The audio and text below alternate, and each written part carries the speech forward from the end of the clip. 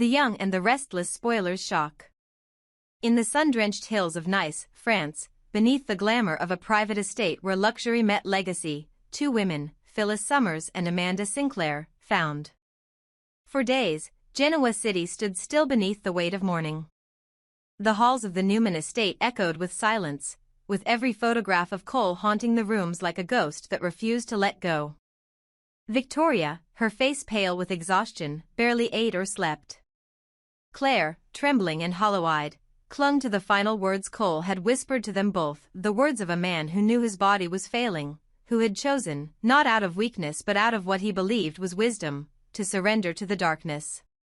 The whispers swelled into a narrative, that Cole, after a prolonged battle with a degenerative condition, had bid farewell to the two women he cherished most and simply let go, welcoming death as a merciful relief from pain and emptiness.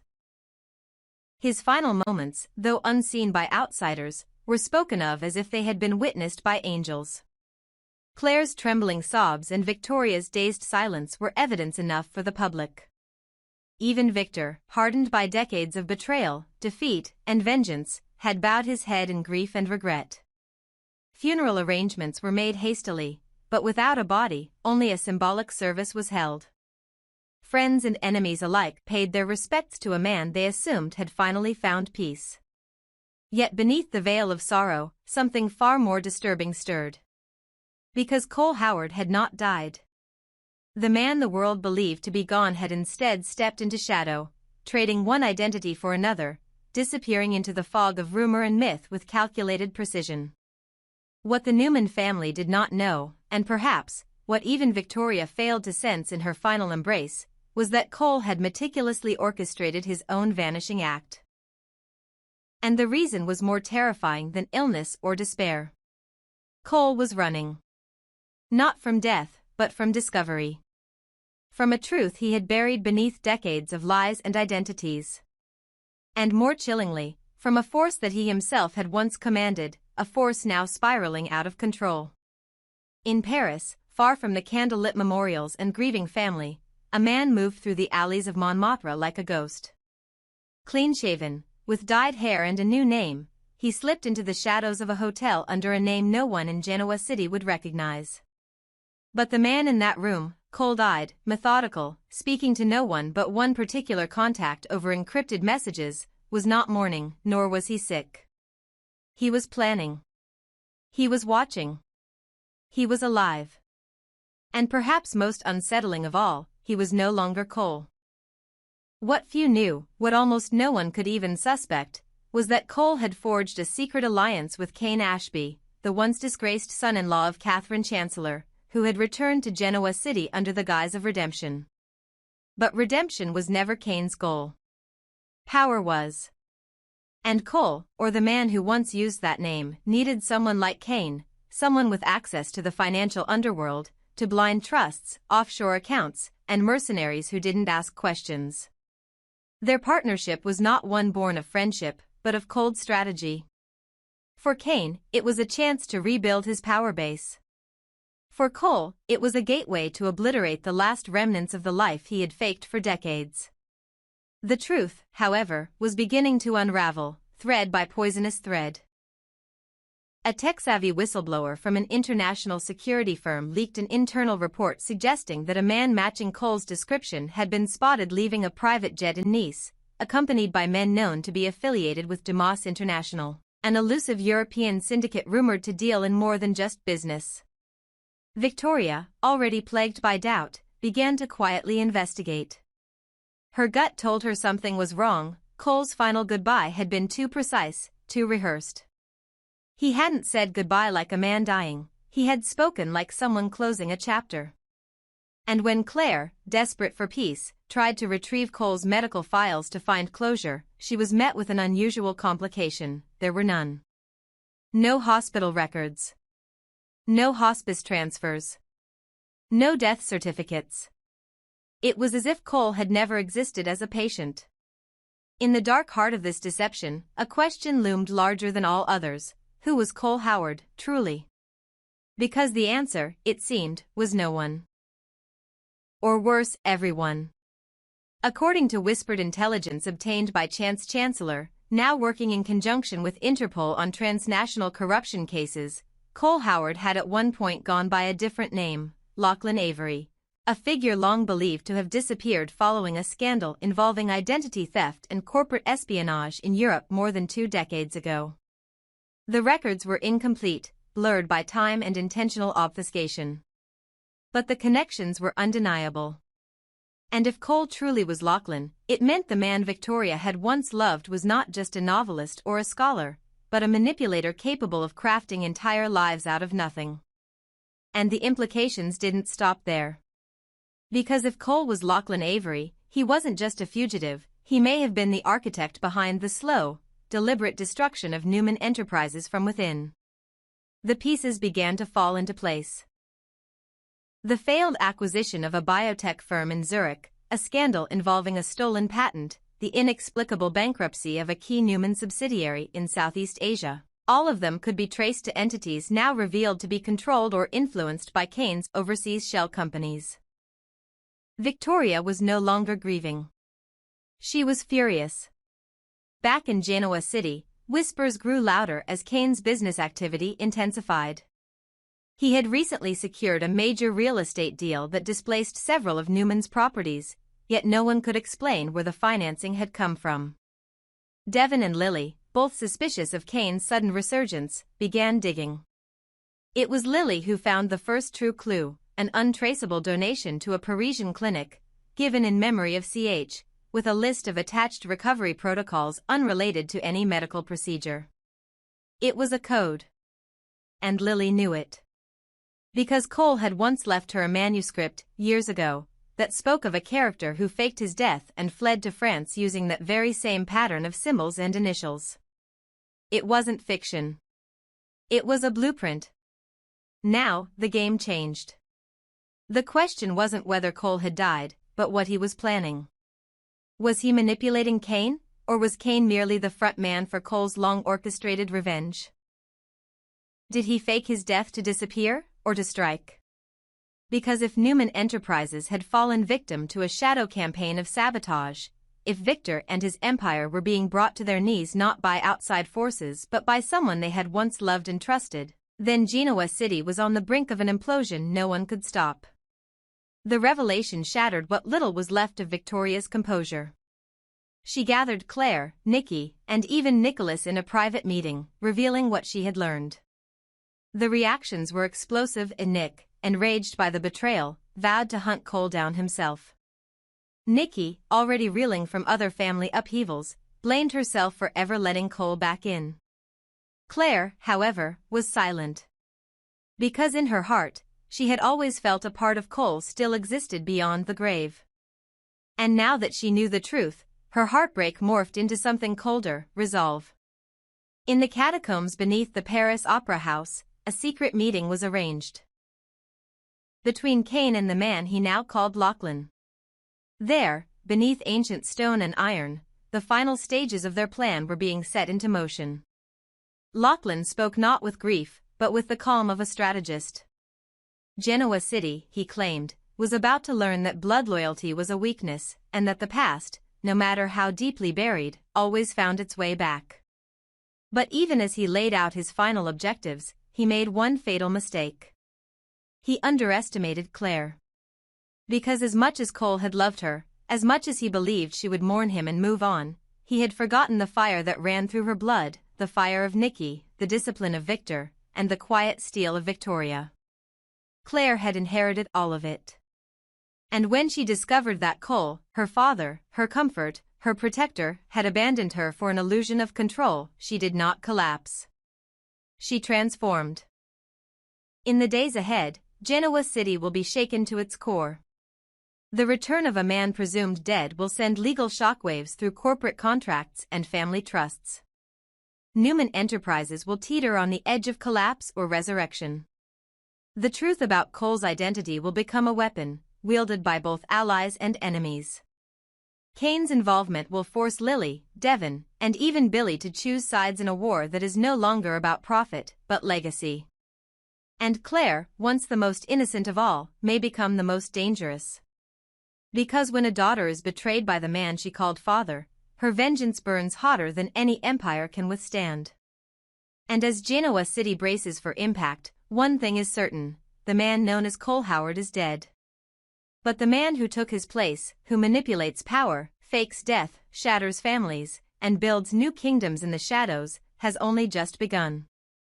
And the storm he brings will either expose every secret or consume the city whole. She didn't expect to hear it. She didn't expect to feel it.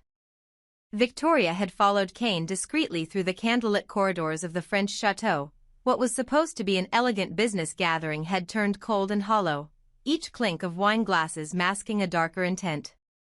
But it was the hushed tones in the cellar that stopped her heart. She had leaned close, expecting secrets about Dumas, expecting whispers about investments or betrayal or hidden partnerships. What she wasn't prepared for, what shattered every remaining illusion she had, was the sound of Cane's voice calling Cole by a name she had never heard before. Aristotle Dumas. The words struck like thunder. Her breath caught in her throat as she pressed her hand over her mouth, struggling to silence the gasp that nearly escaped. Her ears rang. Her chest tightened. Time, for a moment, froze. Aristotle Dumas. Not a business rival. Not a shadowy investor. Not an enemy of the Newmans. But Cole. The father of her child. The man she had loved. The man she had buried. The man whose death she had mourned, whose memory she clung to like a lifeline in her darkest nights. And now, she stood in the dark, hidden behind stone and ivy, realizing she never knew him at all. The man she had trusted was no more real than the carefully written pages of one of his novels. And this wasn't fiction.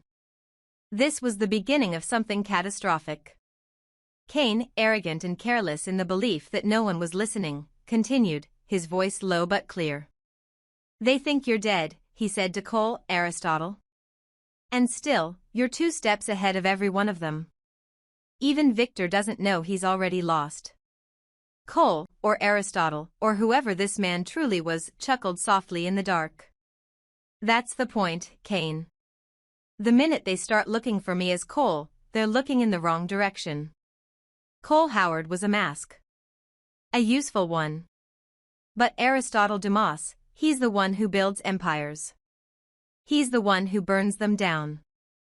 The casual, calculating tone of his voice, so unlike the soft, weary man she had sat beside in his final weeks, made her stomach churn. There had been no illness. No weakness. No farewell from a dying man. Only a performance. A manipulation. A lie. And Victoria realized with growing horror that she wasn't the only one fooled.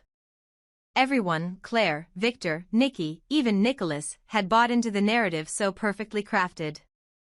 Cole, the tragic romantic hero, gone too soon. But in truth, he had simply exited the stage to assume a more powerful role. And now, Cane was his frontman. A puppet. Or maybe a willing co-conspirator. Either way, the event in France, the wine, the music, the fashion, the flirtations, wasn't about business at all. It was a distraction. A circus. A cover. The real power was moving in the basement, behind closed doors, beneath the laughter and applause. Victoria staggered away from the door, her legs weak, her breath shallow. She couldn't think. Couldn't speak. Her mind raced through 1,000 moments, Cole holding her hand at the hospital, whispering dreams into her ear.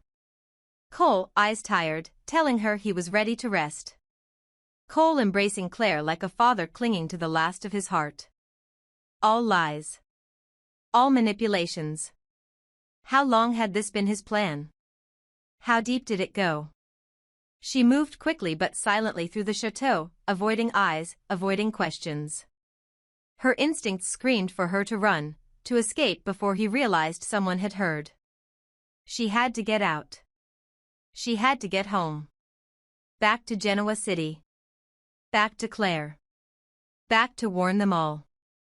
But as she approached the exit, her phone buzzed. A single message. "We need to talk. Don't run." A.D. Her blood iced. He knew. He always knew. Across the chateau, Aristotle Dumas stood by the tall window of his private suite, watching the moonlight play across the hills. Cane had already left, given his next orders, thinking he was rising within the ranks of something elite and clandestine. But Aristotle stood alone, his reflection staring back from the glass, a phantom carved from memory and shadows. He no longer looked like Cole, not quite. The haircut was sharper. The posture more exact. The softness in his eyes had been burned away by ambition and time. He looked like someone who had let go of sentiment. Someone who had rewritten himself. But he hadn't expected Victoria to be here. He had planned on revealing himself to the world on his own terms. With spectacle. With power. With dominance. But now, the timetable had changed. Still, part of him didn't fear Victoria. He respected her. And perhaps even still loved her. But love didn't change strategy. Love didn't rewrite history. And the history of Aristotle Dumas was deeper, darker, and more devastating than any of the Newmans could comprehend. He had built Dumas not as a company, but as a philosophy. A weapon. A reminder that identity is nothing but leverage, and history is only as powerful as the secrets it conceals. He had been born Lachlan Avery. He had died Cole Howard. And now, he lived again as Aristotle Dumas. And if Victoria was now part of the equation, so be it. Either she would be silenced, or she would become useful. Back in her hotel room, Victoria's hands shook as she poured a drink, trying to calm her nerves. Every instinct screamed for her to flee, to disappear into the night. But running wasn't an option anymore. Not when the man she once loved had become a ghost capable of anything. Not when Claire's paternity could be a pawn. Not when Genoa City was completely exposed. She didn't know who to trust. If Cane had kept this secret for so long, who else was involved? What if this was bigger than just Cole and Cane? What if the entire game was rigged, and Cole had been moving pieces on a board no one else even knew existed? And worst of all, what if Victor had known? Her father, ever the strategist, had faced off against more enemies than most governments. Could he have suspected? Could Cole's entire resurrection be part of something Victor had let happen? Or had the great Victor Newman finally been outplayed? One thing was certain, if Cole was truly Aristotle Dumas, then this wasn't just a game of revenge.